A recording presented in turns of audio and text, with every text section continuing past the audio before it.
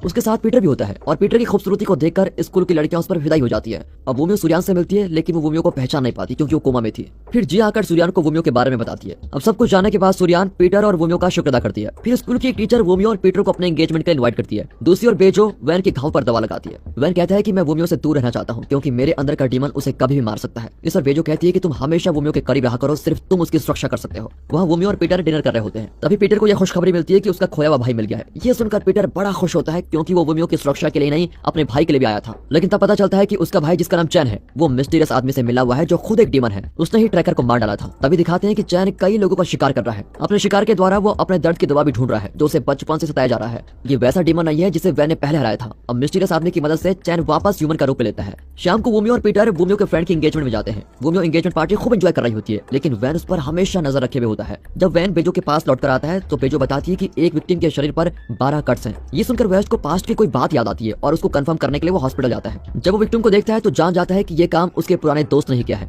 अगले दिन वोमियो पीटर को उस ऑर्फनेज में लेके जाती है जहाँ पीटर और उसका भाई चैन बड़े हुए थे। पीटर को याद आता है कि दोनों यहीं पले बड़े हुए थे लेकिन तब भी एक फॉरेन कपल उसको एडॉप्ट करके अपने साथ लेके गए थे। और फिर अपने अंकल की मदद से वोमियो पीटर के भाई का एड्रेस पता लगा लेती है और पीटर को देती है। पीटर फिर वोमियो को थैंक यू कहता है पर वे नहीं जानते कि वो मिस्टीरियस आदमी को देख रहा है। अब वहाँ से घर लौटने पर वोमियो को उसकी फ्रेंड की कॉल आती है और वो कहती है कि मैं तुम्हें गिफ्ट देना चाहती हूँ और मेरा फियोंसी वो गिफ्ट तुम्हें देने आ रहा है। पर रास्ते में काली परछाई उसके फियोंसी को रोक लेती है।